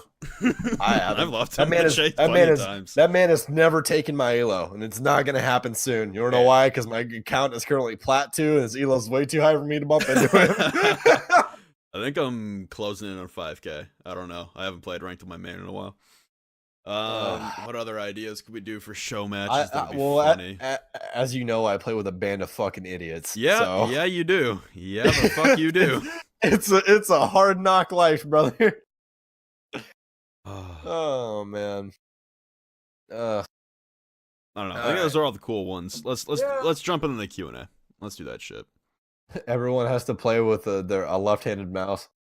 Oof, I'd get shit on so hard. Yeah, that'd be wild. I'm ambidextrous, so I think about it be okay. You know. All right. So what do you want to start with? Do you think G2's flawed beginning to Pro League is due to the upcoming invite, or because the rest of EU is catching up? We already kind of covered that, but that was from Yeet Savage 3. Just to relapse a little bit more, G2 is definitely not falling off. It's more or less probably saving for invite, but again, we will see at invite. If they get knocked out in group stage, then yeah, definitely something's wrong. Until something dramatic happens, I'm not I'm not firing the sirens just yet. Yep. How do you feel about the Pro League finalists getting auto spots for majors based on 9-3 months prior? Oh, I understand what he's saying. 9 to 3 months prior, so not necessarily the best teams at the time. Reduce spots for qualifiers. Just put a period. Reduce the spots for qualifiers. Stagnation with the same teams getting the benefits of experience of LAN, but it also stops the best teams not making it to LAN with a couple of bad games, which was corrected with invites last year for Rogue, etc. At least the PL finalists proved themselves over extended league. I'm trying to reread this question so I can understand what you're talking about here. Yeah, the wording's kind of weird. The wording's long, and it goes in 20 different directions. How do you feel about the PL finalists getting auto spots for majors? To answer that first question right off the bat, I'm okay with it, but there's obviously been flaws in it, evidenced by Mocket sucking literal stripper dick for the last 4 games, and now they're going to be an invite. Hey man, I'm just telling it like it is. I think the online qualifier is. Why's it gotta be a stripper? Because it's the dirtiest thing I could think of. Oh my god. I think it's the fairest though, because like it's the most recent season as well, right? It's 2 from each of the most recent season before invite. So I don't know. I guess the way we could kind of fix this whole saving strats bullshit is instead of having it at the end of season. So I'll just use this year for example. The finalists for season 8 who went to Rio then go to invite in February. Instead, what we could do is have the top 2 teams from each region at the midway point of season 9. But then you have the debate of, is 7 games enough versus 14? You've only played every team once. Is that fair? Like, I don't know. Like, there's 2 different things there, because then you have the hottest teams going into Invite who might not necessarily be the best. Or you have the teams like Mocket, for example, who were one of the best in EU last season, although granted they definitely got some help along the way, who now, like I said, blow literal stripper dick, and they're going to be there no matter what. You said it again. Said it again. You've also got teams like Dark Zero who didn't make it because of the online qualifier process. Do I think it's the best thing? No, but like, guess what? Reciprocity won DreamHack Montreal and that took a spot. Dark Zero was there. Rogue was there. They could have won those spots as well, and then it could have been deferred to another online qualifier. Like, there's so many things that could have broken down. I think plenty of better teams out there have had their shot, and they just haven't made it, and that sucks. But hey, I think we're in a good position right now. I don't even know if I'd want to swap to the whole, like, whichever team has the most points, like the top 2 teams in the standings from each region at the midway point of the season, in which Invite is in the middle of. I don't even know if I'd want to go to that, because it's only 7 games out of 14 games. I'm copacetic with the fucking system we have right now for Invite spots. I think it's fine. I think DreamHack's help as well. The online qualifiers are always a gong show. Shit happens. We're gonna have some interesting games. That's the best way I can put it. Yeah, I mean, I can see a flaw in giving Pro League finalists major spots, just because, again, he said it is a long distance away, so you really don't know what level they're going to be at when they get there. But I feel like that's only in like specific circumstances that it's been bad. I mean, like, we have had some people go out early, but the thing is, when they know that there's a major coming up, like, more or less it is just like boot camp, try to have the team in the best ability. And, you know, sometimes it just doesn't work out. I mean, Mock is a perfect example, just like Flynn was talking about. But we have had some really good ones, like, for instance, like Evil Geniuses. They look great at the major, stuff like that. G2 look great at the major. There are some teams that do deserve it. And, you know, what else do you get for Pro League, being a Pro League finalist? I mean, you get to go to the Pro League LAN, but it's not a major. So I think if you do win Pro League, then yeah, you deserve a spot. It's the same as anything else. Like, I mean, what else gets you a major spot? Winning a DreamHack doesn't. I'm so used to CS with like LAN stuff. DreamHack does gets winning you a major DreamHack? spot. Okay, all right. I just wanted to double check before I said Montreal, something. and Valencia all got major spots. The only one that didn't was Austin, because Paris hadn't been announced yet. Okay, all right. I just wanted to double check before I said it. Like, fucking idiot. So yeah. Everyone Anyways, who won. okay. So yeah, because that's how the extra, or that's how Penta is going to invite. That's how Reciprocity is going to invite. So they both won DreamHack Winter and Montreal respectively. Oh yeah, I knew that, but oh yeah, because Invitational is included as a major. Never mind. Yep. I'm just stupid. That's okay. But yeah, And then, I think that they definitely deserve it. Oh yeah, G2 won Valencia. Or no, G2 lost to Valencia. It was Secret who won Valencia. So they got the spot to go to Paris, I think, if I'm remembering correctly. You are correct. All right, cool.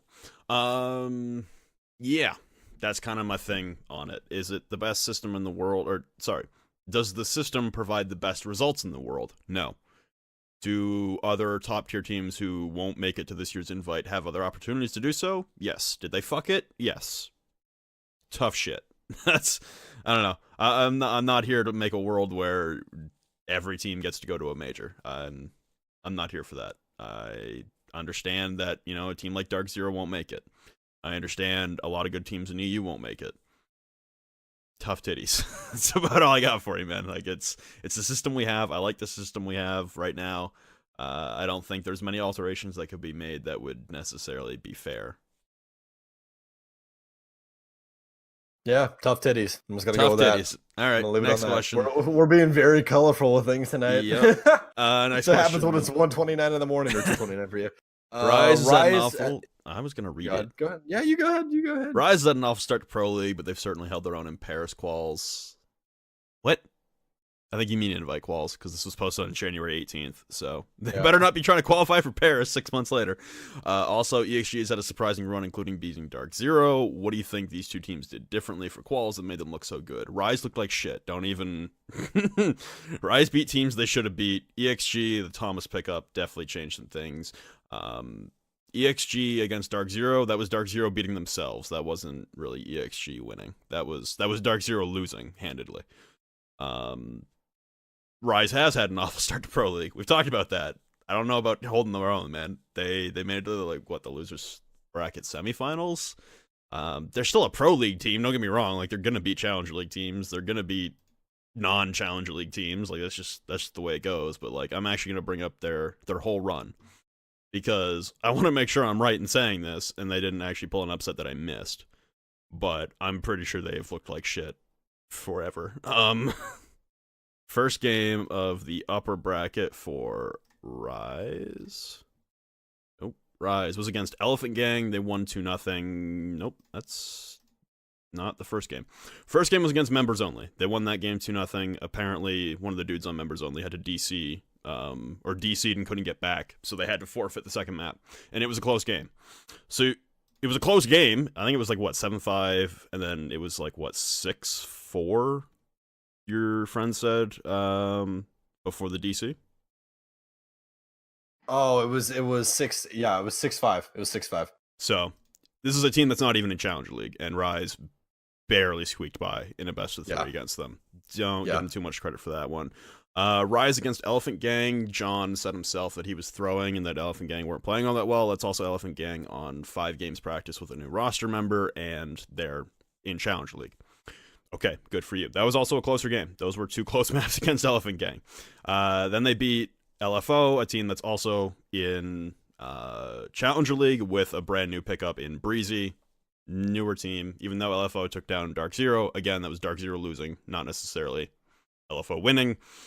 Same thing later on. Then they get dick slapped by Rise. That wasn't a close game. Then we try and follow Rise in the losers bracket. Right after that SSG game, they get shit stomped by Orglis. I don't really call that a good run. I don't. Honestly, they squeaked through a lot of those games against teams that aren't even in Pro League or aren't even in Challenger League. That's not a good run, man. That's not a good run in my book. If you're talking about a team like, I don't know, Orglis, who actually held their own and beat a lot of Pro League teams and made it all the way to the finals on the route, then yeah, I'd say that's a better run for them. But even then, their competition level was not up to what their level is. They're still a Pro League team. They're just the worst Pro League team. Exactly. I had them pegged as the bottom of Pro League. Honestly, when they look that vulnerable against teams that aren't even in Challenger League, granted, again, like I do have the utmost respect for like the guys that I work with, well, the guys that I play with over there time to time. But again, yeah, they're not a high tier team in this game yet. You know what I mean? Like they're still in the younger stages of a team, and they're being able to stretch out Rise like that. It's you know, when that's a Pro League, when that's a Pro League level team, that's not good, not good. That's why when Dark Zero was falling off to freaking Disrupt, I was like, all right, guys, like if you guys can't get around Dark Zero because you guys can't get around your own strats, then I don't know what to tell you. That is a massive hole gameplay. So I don't know, man. They have a lot of stuff to fix right now, and it's gonna take a coach to get it done. Until they have a coach, I see them not really going too far. Yeah, I'm also just checking out. Oh boy, I think this might be a tie. 2 + 3 + 2 is 7. Oh shit. Okay. So last season in Europe, we saw one of the worst performances of all time in Pro League from Supremacy. They went 1-2-11. They had a -41 map differential through 14 games at the end of it. In their first 3 games, they won 2 rounds against Penta, 3 rounds against Millennium, and 2 rounds against Vitality in the older format where you didn't have to win, or you didn't have to get to 7 to win, you only had to win, get to 6 to win. The 2 + 3 is 5, + 2 is 7. Supremacy has won more rounds in their first 3 games than Rise has. Rise has only won 6 rounds. Yikes. To say Rise has had a bad start is understating to the absolute maximum. They are historically bad right now, and I don't think there's going to be much of a turnaround there. It's just, again, Yeah, we're going in circles on Rise, but yeah, we've kind of got this down a lock. Just, yeah, until they prove me wrong about what we just discussed, I don't. So that's it for that. Lastly, oh, by the way, that was from Salazapt on Twitter. The last one here is going to be from Noah DG465, and he simply put Immortals. I like it. Short and to the point. Noah, yeah, short and to the point. We appreciate you. We don't need to, read too far into this. Like Adra over here. Adra, we still love you, but God bless you wrote a Bible. God bless. But all right, Immortals. I think Immortals is in a pretty good spot right now. I think the roster changes they made are definitely solid. Picking up Bullet was fantastic. I think Bullet is an amazing player. I think that Liquid's just falling apart a little bit at the seams and make a core change. And picking up Gohan for Liquid was amazing for them as well. But Immortals is looking really good right now. They went toe-to-toe on December 12th with Team Liquid, and they ended up beating them, but Team Liquid was still trying to fill some things out. I remember I actually watched this game. It was on Consulate. I'm pretty sure I'm going to click on here on sure. Yes, I was correct. I did watch this. So yeah, this was the false start to the Pro League. Yeah. So this is there was a couple issues with Liquid on their side. They had a couple issues that were later reconciled for the game, but Immortals looked decent. Team Liquid was still definitely feeling things out with Gohan and everything. Things still seemed out of sync. Now, as you guys have seen, Team Liquid looks to be Team Liquid again. So I don't know, dude. Like things are about to get pretty wild in LATAM. But then Immortals ends up beating Red Devil Esports 7-3. That was on January 9th, which I expected Red Devil Esports as the lower end of LATAM. Then we had them go toe-to-toe with NIP. Again, NIP has one of the coolest logos, dude. I swear to God. It's such a cool logo. But they ended up tying. I did not watch that game. And then they absolutely throttled Pain Gaming. I think Immortals is in a really good spot right now. The roster they have is definitely one that grow upon and continue to improve. So I see them being a top 3 team. I'd say the top 3 this season is definitely going to be Liquid at the top, then FaZe, then Immortals, and then NIP right under them. That's going to be my top 4 for LATAM as a whole. And again, if you guys don't know this, I know Flynn knows this. I'm a massive Liquid fanboy because I absolutely love NASCAR. And the fact that I'm going to get to meet him at LAN is going to be fucking amazing, and I cannot wait. Yeah. Invite's going to be a good time. I think for Immortals, my point of view is they've gotten the wins they should have, and they've held their own against the top-tier teams. Like you said, they beat Liquid 7-5 in a very buggy version of the game. Not saying that the current version is much better, but hey. But it is. It is much better. It's a few steps better, let's be honest. There's a lot of issues. Yeah, they held their own against Liquid. They scraped by with a win. Then you got a month delay, nearly a month delay. Then they slap Red Devils. They should slap Red Devils. You tie NIP. Okay, you're hanging with one of the best. Then you go and slap Pain. They've gotten the wins they should. They've held their own against the top-tier teams. They were a top-2 team last season. I think things are going to continue looking good for them heading into Invite. Their next 3 games to round out the season will be against Ints, which looks like a free win. Black Dragons, which I think will be a lot closer, but Immortals will still come away with the victory. And then they'll have a true test against FaZe, which, yeah, that's going to be a game to watch. Actually, that entire play day is going to be a lot to watch. It's FaZe versus Immortals to kick things off, and then Liquid against NIP on January 30th, a week and a half before we all go to Invite. That's going to be good. So yeah, Immortals, I think they're playing up to their caliber, and they're playing well. I don't think there's really much to worry about for Immortals. I think they're continuing off the success that they had last season. It was really at the back half of the season. Immortals was kind of like hit or miss for the first half of Season 8, and they kind of turned things around. But, I mean, they're running with it right now. They got a lot of momentum behind them. They're a strong team right now, and they're hanging with the best in LATAM. We'll see what they can do at Invite. You looking to wind this down? Yeah, I mean, actually, I did just see a tweet. This will be a little bit of nostalgia for you. Okay. And I'm sorry, it's on the regular Rainbow It was on my. You get page. closer to your microphone, please. I'm sorry. I'll pony up. Sorry. I know. My bad. I was leaning back in my chair, guys. It's almost 2 a.m., so I apologize. But the people that are just now picking up Rainbow Six will never experience the fucking pain of having to buy all your operators and then buy all your attachments for your operators, then finding out the attachments that you bought are actually shit, and then you have to buy the other attachments for your operator. God bless, dude.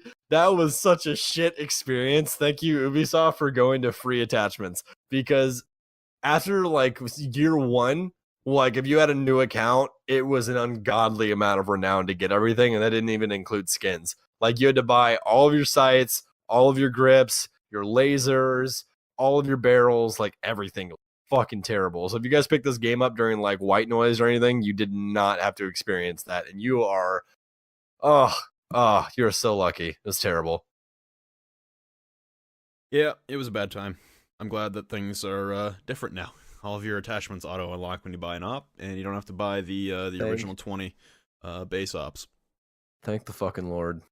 Have you seen those videos that the R6 YouTube channel's been putting out? Those like quiz show games that they're doing with all the players. They recorded them at Rio. No, I haven't. Oh, they're funny. It's funny. Like I've been trying to like. So when the first one came out, I tried to like answer all the questions along with them, and it was pretty good. I was stumped on a lot of them. It was like name all the CTUs in the game, name what like the most played operators are in the game, like in ranked through Ash. all levels. And Caveira. There you go. Yeah, Ash isn't one of them. It's like I think it's Jaeger Cav Doc or something like that, or Smoke Cav Doc, something along those lines. There's not a single offensive operator on the list? No. Because it's more widespread. There's just a hierarchy that's much stronger to the top for defense, I guess, throughout the whole game. What in the god? I don't know, dude. Anyway, they're really funny. If you haven't seen them, go check them out on the YouTube channel for Rainbow Six. Just Rainbow Six Esports on YouTube. It's where all the VODs get posted as well. I think that's going to wrap it up for us, though, guys. I'd like to thank everybody for watching. We have a big announcement coming out probably next week. They can't really get into right now, but it should be lots of fun, and it will involve all of the fans as well. So, a little teaser. This is the part where we get to do a soon TM, guys. Soon TM with some eye emojis. Eat a dick.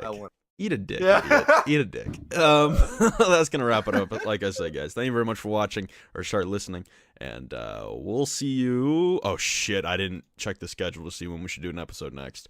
NA is Monday, Tuesday, so let's do an episode Wednesday night. Sound good? Yes, yeah, I'm down. All right, Wednesday night. We'll see you guys with a North American wrap up. Thank you and good night.